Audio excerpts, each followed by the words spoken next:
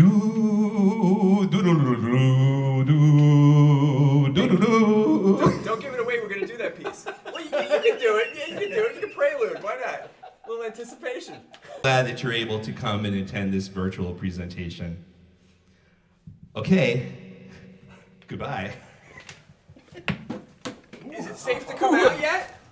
Is it safe? Yes. Good evening, ladies and gentlemen. That was a stunning introduction. Could not have done it better myself.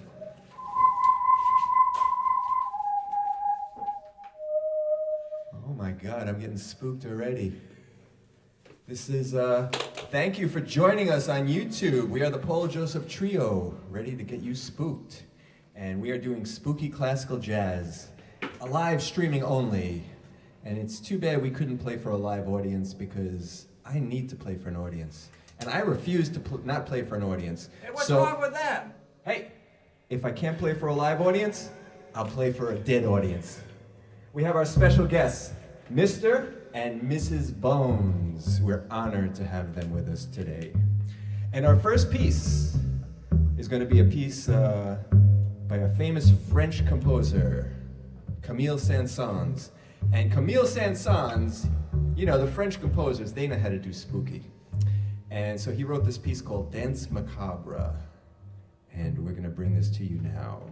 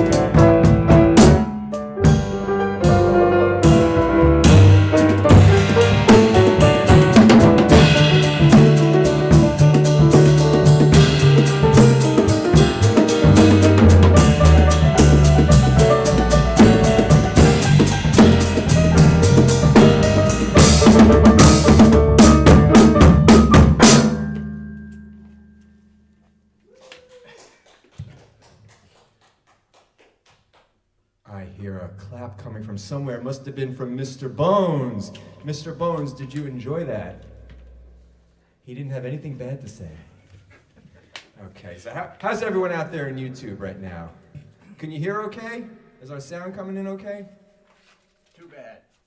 All right. And by the way, if you're listening on YouTube, best thing to do is don't listen on your phone. Get your computer, hook it into your speakers, go high fidelity so you get the maximum spookiness. And our next piece is going to be a piece by Ludwig van Beethoven. And it's going to be a piece that was played at John F. Kennedy's funeral. So people associate this with a funeral march ever since then. And it is from his 7th Symphony, the second movement, and it's labeled Allegretto, which means a little bit fast. So Beethoven never intended it to be a funeral march, but it ended up being that since the early 60s. So here is Beethoven's 7th Symphony.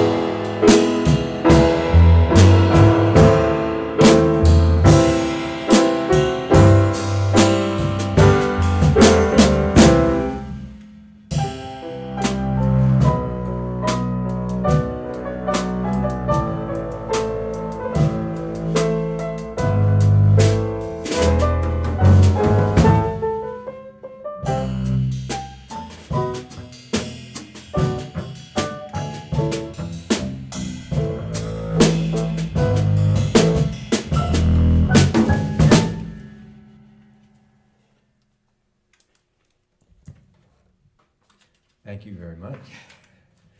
Okay, hope you're getting spooked out there in YouTube land. And our next piece, and I said the Frenchmen know how to do spookiness. The next piece is another piece by a famous French composer, Charles Gounod.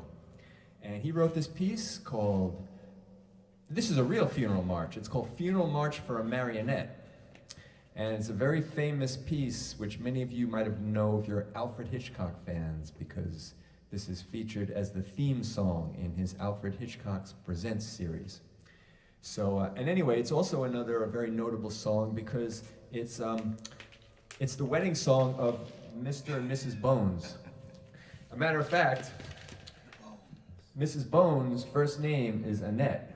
So it made perfect sense that Mr. Bones would want to marry Annette.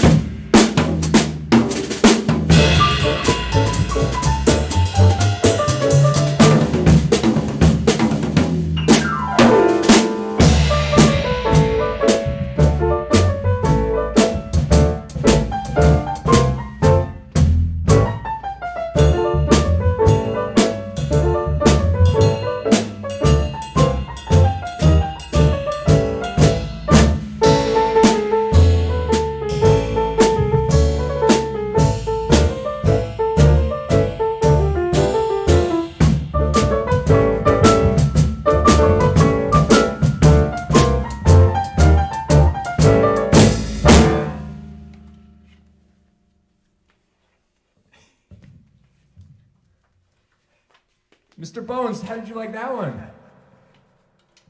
Well, I must say, they're not a very responsive audience, but at the same time, they're the most polite audience we've ever played for. They don't even heckle us. Okay. No requests. And they don't even ask requests. You know how many times we do a program and people do the most inappropriate requests? Like we'll be doing a Gershwin program and then they'll ask for some spooky music. The nerve of them. Anyway, we'll be doing a Cole Porter program and they'll ask for some spooky music. Matter of fact, we will be doing a Cole Porter program soon on November 6th. We'll be doing this live from the Bach Arts Center in Lindenhurst. 1 p.m. Saturday afternoon, November 6th. And you can find all about that on my website, which is pauljoseph.com. It rolls off.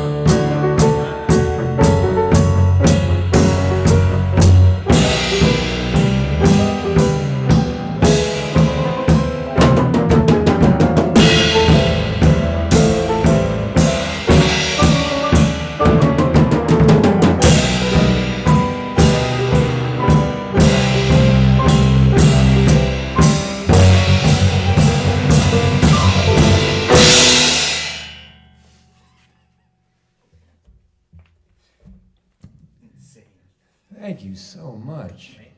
Okay. I can hear all your thunderous applause at home, or wherever you are watching this. Okay, our next piece is going to be a very famous Halloween-y piece. No Halloween month would be complete without this piece. This is a piece by Johann Sebastian Bach called Toccata and Fugue.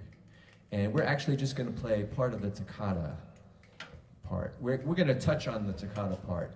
And that's what toccata means, literally, means to touch. So we're going to start with the Bach's toccata, and then we're going to segue into something really spooky. Then we're going to segue into something that I'm not going to tell you what it is. I'm not even going to tell Mr. Bones what it is. It is, it's a movie theme though, so see if you could figure it out. So here is Bach's toccata.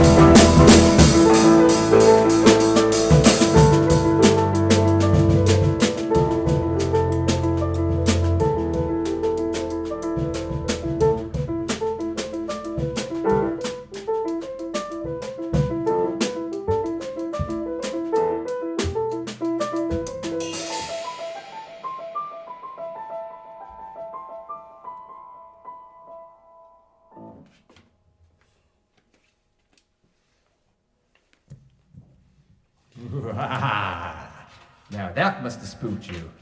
That's the kind of piece that can make Mrs. Bones' head spin. Her head doesn't feel like spinning right now. Anyway, so we played Bach, and then we went into the theme from The Exorcist. Yes, the theme from The Exorcist. That movie came out in the early 70s, and it was really a head-spinning movie. And the theme from The Exorcist, by the way, was written by a British progressive rock composer, a young progressive rock musician called Mike Oldfield. And it was probably his most famous piece. It was called Tubular Bells. Danny, did you bring your tubular bells? We got a tubular thing right there. Nice. That's not exactly a tubular bell, but it's close enough. And they should have featured that on the recording. So anyway, but a funny story about the tubular bells because and The Exorcist, because originally, see, The Exorcist was directed by a young director named William Friedkin, and he wanted to get who was it? Bernard Herrmann. He wanted to get Bernard Herrmann to compose and the score. And Bernard Herrmann, a famous composer of many years, a 40-year veteran, and he wrote for Alfred Hitchcock and lots of other directors and stuff like that. And Bernard Herrmann wasn't too interested. It was small potatoes for Bernard Herrmann. Yeah. So anyway, so then he wanted, Friedkin wanted to get Lalo Schifrin. And Lalo Schifrin, the famous composer of this fame,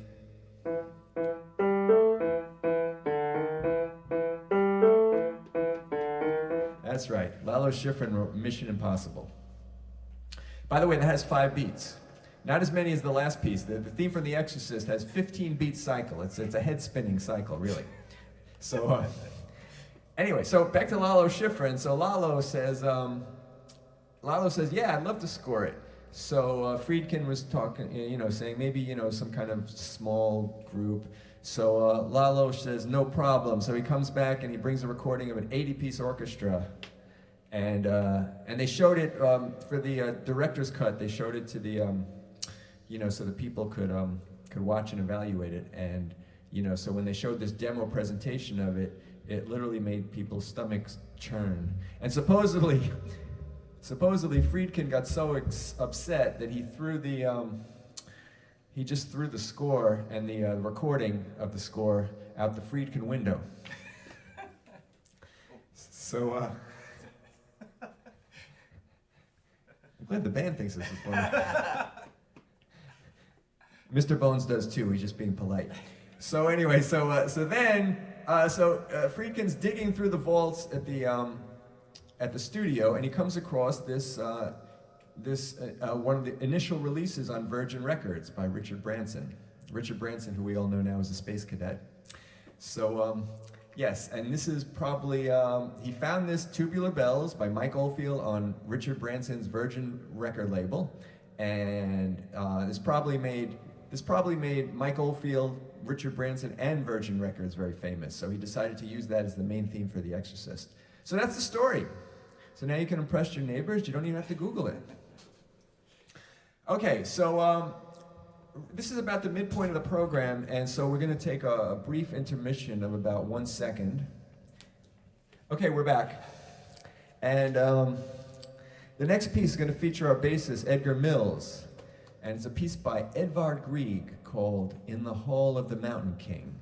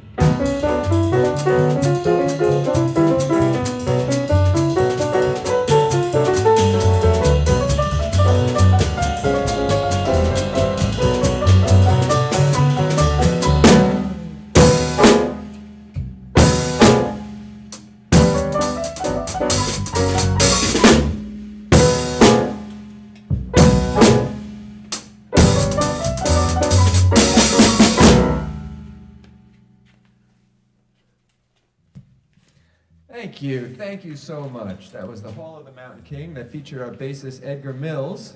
And on drums we have Danny Borg. And on piano we have Paul Joseph. And over here we have our fans. Like I said, if we can't have a live audience, we're going to have a dead one. Mr. and Mrs. Bones, our special guests of honor. We even get them on stage. How do you like that? As a matter of fact, it's not the first time. If you've come to our shows before, you notice once in a while we'll even bring a fan on stage to kind of sit there, get a nice chair, make them comfortable, make them fit in, you know? Anyway, so our next piece is a piece called, another French piece. I told you the French people know how to do spooky. Maurice Ravel, and this is my favorite melody by Ravel. It's called Pavane for a Dead Princess. Sounds pretty spooky, right? Actually, a pavane is an old dance from the Baroque period, and what Ravel meant in this title loses something in the translation, but what Ravel actually meant was a dance, it's like a Spanish court dance of a princess back in a past time. It wasn't necessarily any thoughts of morbidity.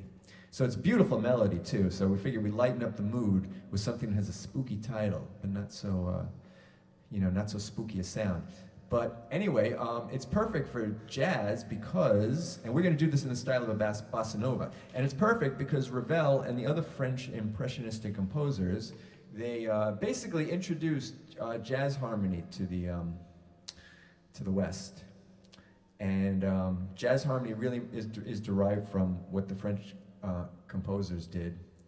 And so the harmony comes from Western classical music, specifically what's called the extended harmonies of the Impressionists became standard in jazz. So jazz is based on Western harmony, and it's also based on African rhythm. And melodically, it's a combination of both to some extent. So there you have it. That's what oversimplified version of jazz. So anyway, so that's why this piece is perfect for a bossa nova, and it's called Pavane for a Dead Princess by Ravel.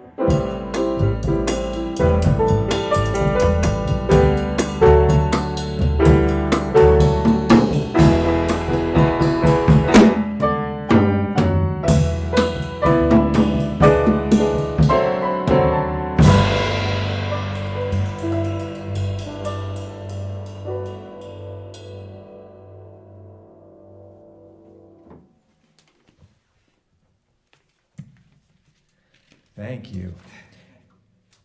And that is also was made into a popular song in the 30s, in the late 30s. And it's a very appropriate title for Halloween because the song is called, Danny, what's the name of that song?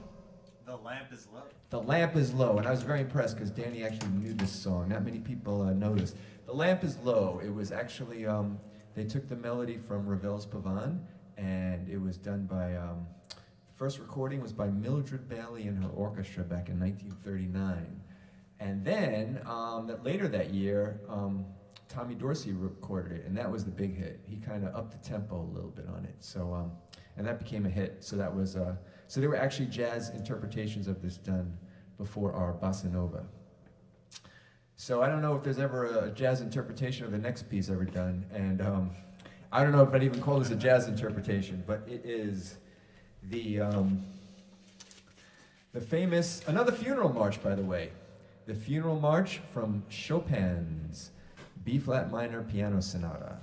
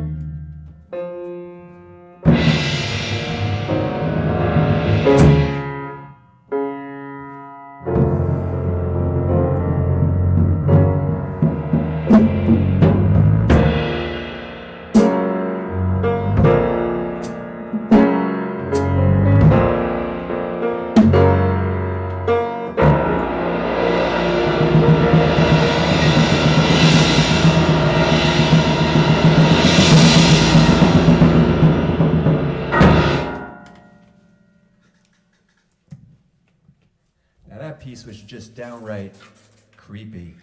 That's all I could say about that. All right. Anyway, hope you like our setup here. It's a nice stage, you know, nice and. I got spooked once I came in. I saw the stage. I got shocked. I almost ran out of here. Anyway, so our next piece is, we did one movie theme, and we're gonna do another movie theme, and this is the theme from Halloween. And this is similarities to the Exorcist theme, which has similarities to that Bach toccata. It's kind of like a lineage there.